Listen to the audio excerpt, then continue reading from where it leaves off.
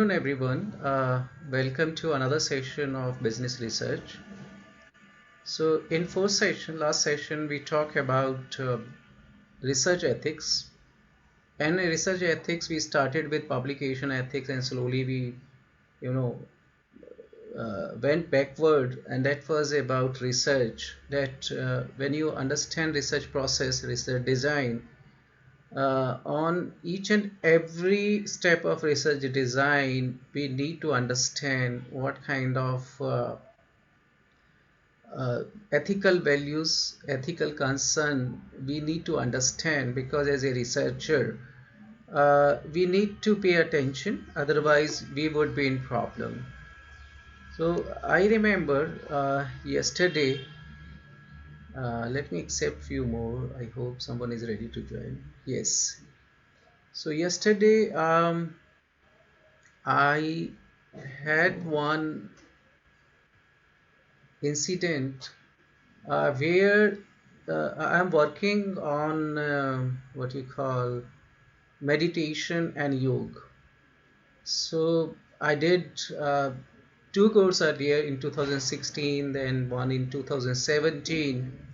So recently, one government organization, they invited me to attend their 6-month program, and under that program, uh, they are giving some kind of skills uh, regarding yoga and meditation. But more than that, they are talking about Indian philosophy, Indian religious books. They are talking about Indian Upanishad, Brahma Sutra, and Bhagavad Gita. So I have been attending this program every day. I have to spend 4 hours, and I attend these classes online. So yesterday was the Saturday, so they invited me for one survey, and in that survey, they didn't disclose what would be there. So I went there yesterday. So they have taken my blood sample. After taking a blood sample, they asked me to fill out the form, and that was a kind of questionnaire. That during COVID, what kind of challenges, psychological challenges you have had. So that I had to mention. Then I requested them. Basically, they said that they are from AIMS and they are conducting this kind of research. So I requested them that okay, it's absolutely fine because you are a government organization.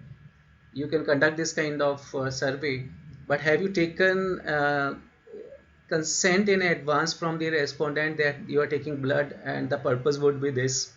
So they say that when you fill out the questionnaire, beside that there is another form where we are taking your consent. So that was something a lot of people, generally when you work for an organization, you trust an organization. When you're studying in one organization, you believe in that organization, so there is no issue at all. But when we have this kind of issue where you are taking blood sample, where you are taking data regarding health of a person, then person can raise an objection that on what basis and for what purpose you're gonna collect this data.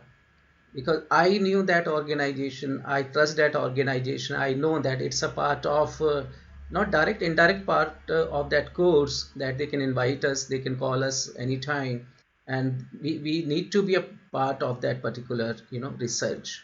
So that research is for understanding that is there any impact of yoga meditation on people after 6 months. So they had a lot of they asked a lot of question in that questionnaire, that so they were conducting a research. So AIMS directors, doctors, actually they were conducting a research to find out what kind of psychological issues we have. So there was some questions where they they wanted to understand that in last 2 years what kind of behavior we have had, and now that behavior they will link with our blood, that what is the ingredients of a blood, right?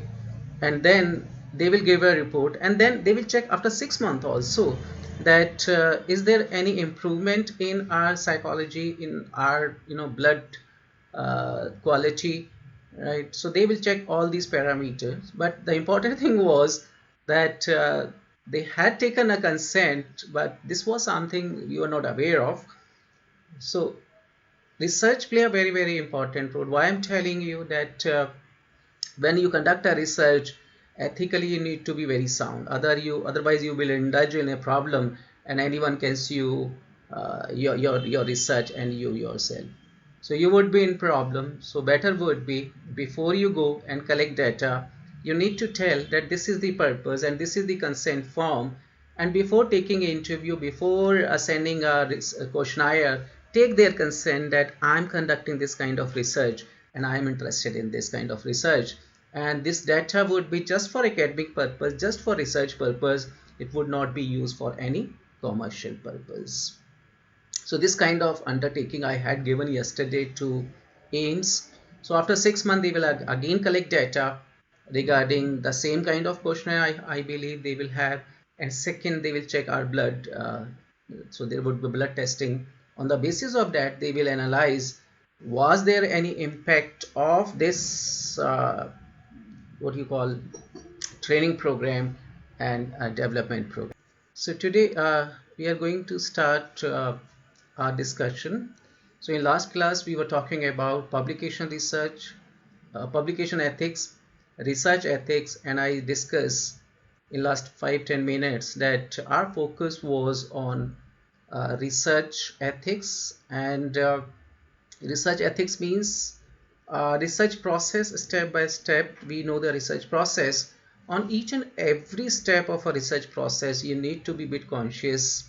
You need to put some caveat that okay, these are our limitation, we cannot go beyond that. And the example I have mentioned, that yesterday I was in one organization, they had taken my blood sample because I'm part of that organization as a student. And I have been learning Upanishad, I have been learning Bhagavad Gita and other granth. And not only that, that is a part of meditation and yoga. So they had taken this information from us that they are taking our consent in writing. So physically I visited that place, and I was part of that particular survey. Now question arises here after ethical values in research and publication. Publication we already have discussed in last class. And it's play a very, very important role because scope for social science and humanity, and so scope is for social science and humanity, and WAM guidelines are for science.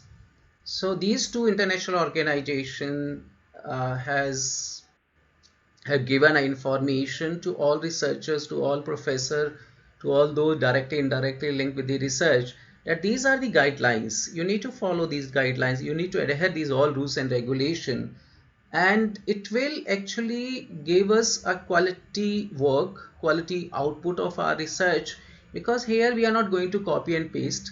And secondly, the main objection, main issue arises when someone asks you, request you to go for review of literature. And when you see a review of literature, generally what happens, all journals or articles are paid. So you need a huge amount to invest.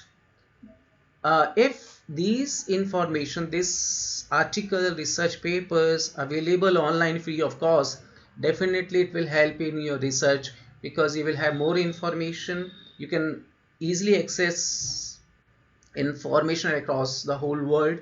So that is one limitation nowadays. So UGC, ICSSR, DST, now they wish that whatever paper you write, you should send it to open access journals so that others can read it and they can put some value addition to existing work.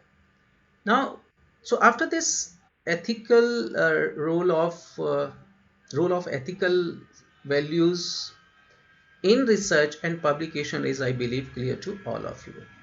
Now, very important question before actually we jump to second unit. In second unit today we will, so this is just half an hour we'll take, and then remaining time we will take for second unit. We'll start second unit today. So why to do research? Here you see, you may have different idea that this should be the main purpose of a research, to give some value addition to existing knowledge. That could be one purpose. Second purpose, to find out solution to a particular problem. The third process, to find out alternative way of conducting or providing solution to a particular process or to particular problem. So here you see a very focused approach over here, why to do research. So first here you can see research clarifies the misjudgment, overestimation and errors. So as a technical person in research, we need to be very focused, we need to be very clear what we are talking about. It should not be in air. So when you conduct a research, so you want that whatever information you collect, it should be error free. If someone wants to say yes, he should say yes. If someone wants to say no, he should reflect on no. If he wants to say and reflect on no, that means there is some error in your questionnaire. The person is not able to read or not able to understand what you have asked, right? And on the basis of statistical tools and techniques, actually you predict something, you forecast something. It could be underestimation or overestimation. So you need to use such kind of technique where estimation would be perfect. It would not be overestimation or underestimation. And the way you need to inference, because statistics may be a statistic where we describe something, descriptive statistics. The other part of statistics would be inferential. So whatever data you have, are you able to connect that data with the actual phenomena? So from actual phenomena, we derive our research, and then finally outcome should represent or reflect on actual phenomena. So here that misjudgment should not be there. Whatever you are judging on the basis of an outcome of a data, analysis of a data, it should reflect, and you should be inferentially very sound to understand that this data is saying like this data is representing this. So that you need to develop, that skills you need to develop. So it's very important here, as a technical person, as a scholar of research, that research clarifies the misjudgment, over and underestimate, and it should be error free. Now let us see second very important part of why to do research. It discover new things. It's very clear that why we conduct our research, because the whole environment is dynamic. Environment means our like dislike. What we like today may not be tomorrow, we will be liking the same thing. So things are so dynamic now, the whole environment is so dynamic, that you keep on working, you keep on researching, you keep on discovering new things to learn. And like you can see that I'm entering into different world where we are talking about Upanishad, Bhagavad Gita and Brahma Sutra. The reason was simple. I wanted to understand Indian philosophy. So I was not able to understand where to go, what to do. Then someone told me, join this course. They talk about this whole whatever you want to learn. So I'm learning that. So you discover new things. For me, it would be new things. It would be a kind of discovery. I want to know. And it is a process of logical thinking. So in management, in commerce, what is important? You need to develop argument. And developing argument, you would be needed. For developing argument, you would be needed premises. So what is this premises? What is this argument development skills? These skills are based on logical thinking and carefully following rules and repeating steps over and again. So across the whole world, when you talk about research, steps remain same. One thing is clear, very much clear to all of us, that steps remain same, in the sense that when you think of using tools and techniques, the whole world across people, they have been using same kind of statistical tools and techniques.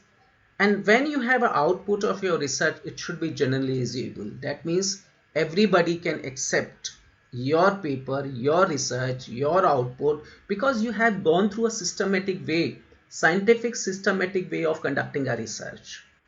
So it should be logical, The process should be logical, step by step, carefully follow the rules, and repeating steps over again and again and again. So today you did some work, someone else will come after some time, will conducting similar kind of work. Maybe the respondent would be different, maybe one hypothesis would be different, but here whatever work has been done, we put one another layer on it. So this is what again and again and a repetition of a work. Someone else has done something abroad, nobody has done in India, so you feel that it should be here also to check. To check what? Is that logic which was applicable in his work in that particular country during this period of time still relevant currently in my country, in my premises? So that is also a research. So where you check it, that logic means that theory is still working, or now you need to propose another kind of logic or thinking. Now here next very important thing, because what I'm talking about is from scientific way of conducting a research. Why you need to do research? So one thing is very clear, you already have discussed, research clarifies the misjudgment, over underestimation and error. It's very technical term. Then second, we talk about discover new things to learn. We all wish to learn new things, and we want to add value to our understanding, to our learning, to our knowledge. So it is a process of logical thinking, that whatever, how A is connected with B, how B is connected with C, and so you need to develop a rhythm and algorithm in such a way that all part would be connected, all dots would be connected, and then finally draw a line. And the research process justify the theory. It's very important. I said logical thinking means that you justify a particular theory, whether that theory is still relevant or not, or it's absolutely fine. It's absolutely fine. It's that according to your research that theory is not working, then tell the justification that why this theory is not working. And if it is working, then you need to support your interpretation, your output, your outcome, that still that theory is relevant in my research, and these are the limitation. Within the limitation, I feel this theory is still applicable. So everything revolve around the logic and theory, but unfortunately, I don't know how many of you understand this concept, the theory or the logic in your research. Otherwise, generally what happens when you think of a research, you forget about theory and logic. You just focus on your objective research questions, hypothesis, analysis, and finally the recommendation. Analysis and finally the recommendation. What we need to do, whatever analysis you have done, whatever output you have given, you need to connect it with the theory, you need to connect it with the logic. That for this purpose, I wanted to understand the logic behind this terminology. I wanted to understand the reason behind this. That reason is still applicable according to my research, or these are not relevant at all. Then here you see principles, methods, and finding of research help in learning more and make decision. So if it is not relevant in your community, in your society, then you tell that we need to bring some other strategy, we need to work on some other field, because these dynamics are not applicable, right? So we need to dig more, we need to find out some other alternatives, some other substitute, because these dynamics are not applicable in this particular circumstances. So principles, methods, and finding of research help in learning more and make decisions, and it really help you to make decisions. Now let us, because this could be a very important question, because we are talking about business research. The question could be why research. Let us become a bit more focused now. Go to next slide. Here you see research also helps in reducing following common errors in decision making. So we are talking about error from statistical significance point of view. You remember the 95% 5% syndrome of significant label.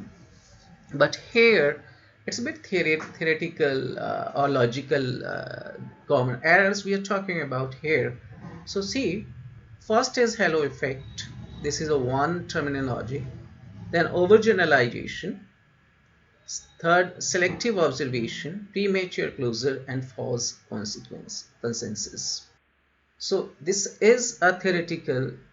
Conceptually, if you understand, then it would be really good, and we will be able to use this terminology in our research. So first start with halo effect. This error or effect occur when we assume the prior reputation of a person. So if you know that, okay, this institution is like this organization is like this, or this place is like this, or things to take further decision without evaluating them in neutral and equal manner.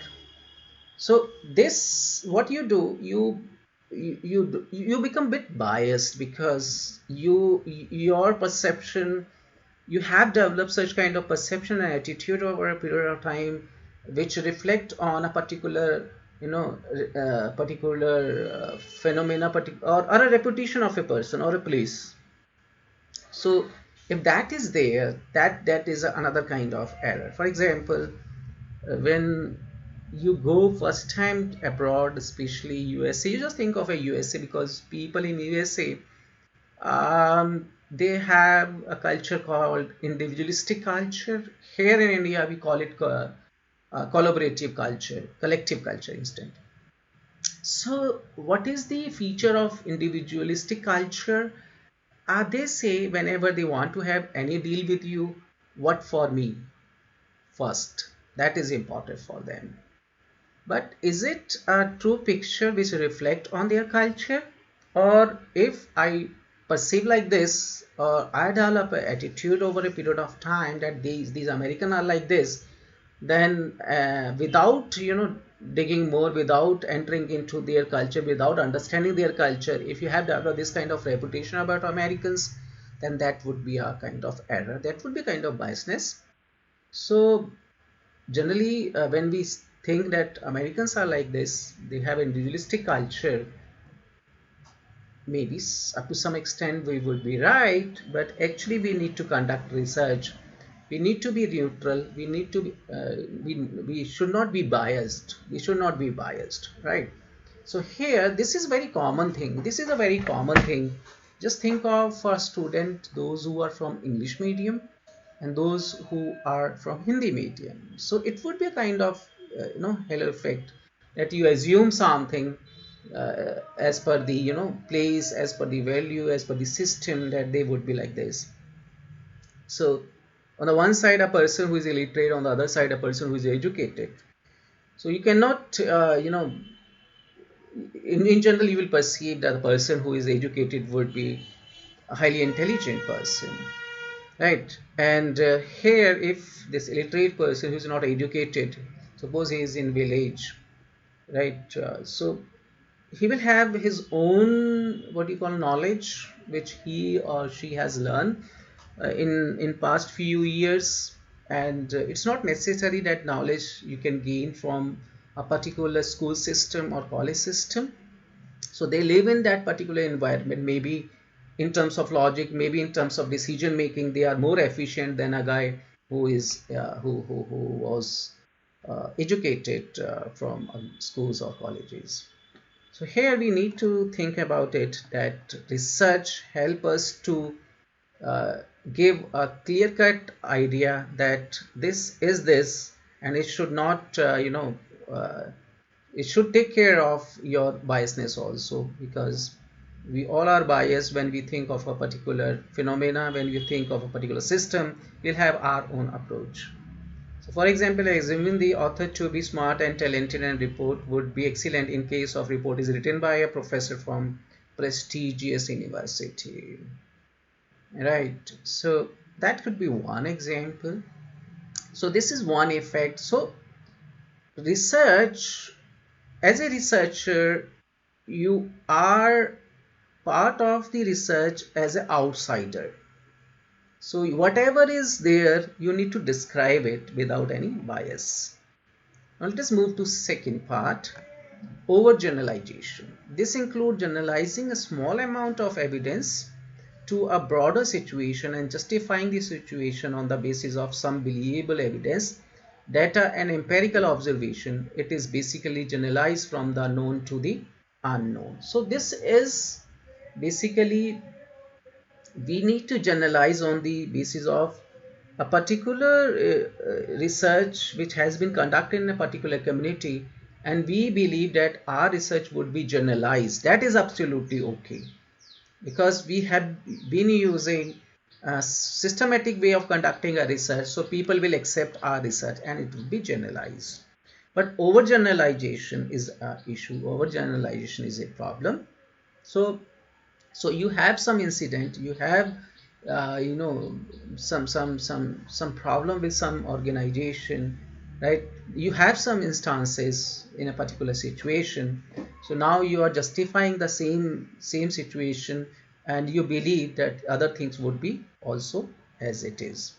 So for example, if a teacher knows 5 students who are from English medium and they are very talented and sharp, can he conclude on the basis of 5 students that all students who are from English medium are talented and sharp? Right. So this is something that research help us to overcome from this overgeneralization. Research actually help you to collect data from each and everyone, and that is based on sampling that we already have discussed. Then selective observation. Selective observations are a bit different from overgeneralizations. Most of the time, researchers focus on particular situation or cases, especially when they are fit preconceived ideas and overlook the entire range of cases. So you had preconceived notion that it should be like this. So when you actually go and see this and it actually fit according to your preconceived idea, then what you do, you overlook the entire range of cases, you forget about others. This tend to ignore and dismiss contradictory information as an exception. See, now, as we mentioned that things are so dynamic, environment is so dynamic, even our learning, our behavior is so dynamic. You see car model, you see mobile phone instrument model, it keep on changing every month. Every month you see new dynamics, new color, new design, new idea, right? People are innovative, they are very very creative now, so even you like something new every time, you cannot continue with the same thing. So here what you need to do, your research should be like this. It represent that what dynamics has occurred in past few years or maybe will relevant in next 5 or few years, and you need to develop a contradictory approach also, that these kind of exception may arise. Otherwise, if someone say that earlier in past 5 6 year hypothesis was rejected, so why not in my research hypothesis got rejected? So that means you are going for selective observation, and you also wish that your hypothesis should be rejected. Why your hypothesis should be rejected? That means you are biased, that means you are still following the same tradition. Your research should come out with the exception, or research should come out with the contradiction, that okay, these values has changed, this domain has changed because of these dynamic. That is actually a research. So for example, females in rural area are more hardworking than males. This belief comes from media and other reports. So generally we have a perception, yes, not in rural area, in hilly area, rural area, very true. Even in urban area, I don't know whether people agree or disagree with me. So this belief comes from media and other reports. Without noticing people and situation that the reinforce preconceived way of thinking, researchers cannot decide in advance the behavior. So here also, whatever phenomena, whatever community, whatever society, whosoever would be your respondent, you cannot be selective. You need to collect data, and on the basis of that, you need to tell the story. So here, then premature closure. This happens when a researcher feels that the answer and information are perfect and there is no need to seek information, listen and raise questions. So you are confident and you feel that I am master of this all and I know the answer, information is perfect and there is no need to seek information, listen and raise questions. So on the basis of small amount of data or information, generally we do like this. We collect data from 30 people and we expect that the same thing would be in population also. So on the basis of small amount of data or information, the researcher confirm or reject an idea and stop after getting data and jumps to the conclusion it may be due to laziness. So that's why you might have noticed one thing, that when we conduct our research, we try to collect more and more data. So when you collect more and more data, what happens? Uh, you will be actually reaching up to the actual reality. You will be reaching or coming close to the actual reality.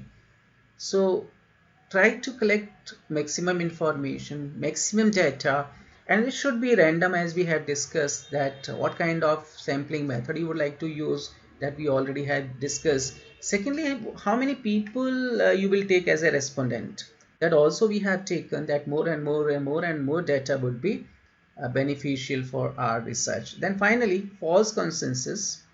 It is a psychological effect in which the researcher is not good at distinguishing between what is personally think and what he thinks most other people believe. Uh, in other words, the person assumes that everyone else think like he or she does. So this is a false consensus that I feel that student in MCOM, they are like this, right? So because it's my personal thinking. So it may be because, see, generally when you think of a one person, his or her limitation would be that his knowledge, experience would be limited.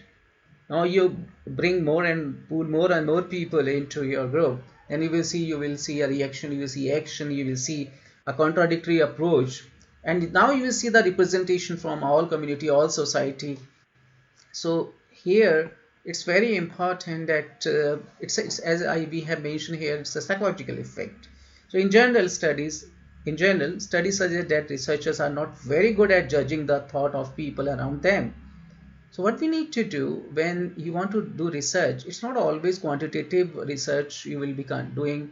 Well, quantitative data you want to collect, beside that, go and talk to people, discuss with them, ask a lot of questions, and then you will see they are giving you the reasoning why this data is like this, why this phenomena is like this, why they behave in such a manner, or why they act or react in a such a way. So beside quantitative information, if you are supporting your quantitative data, quantitative outcome or output with qualitative information, then it will really help you to understand the phenomena, that why people are like this, why these things are like this, why this community behave or react in such a manner. So research helps in reducing the error of personal experience. So this is generally we are talking about a person as a researcher, who as a scholar who is going to conduct a research, right? So research rules, method, procedure, and principles are designed to reduce the misjudgment. So if you follow step by step scientific way of conducting a research process, then these research rules, method, procedures, and principles, they will reduce this misjudgment, bias, and distorted thinking that might be a limitation to a good research. So now you understand scientifically, now you understand logically how and why research is important, and why and how research gonna help you, in what manner, in what form. So you can see these were the different points which I thought I should discuss with you, and this was very important. So with this, our first unit is over. Now let us take just a 5-minute break, and right now it's 12:43. So we'll start at 12:50. Give me just 7-minute break, and then we'll start with the second unit.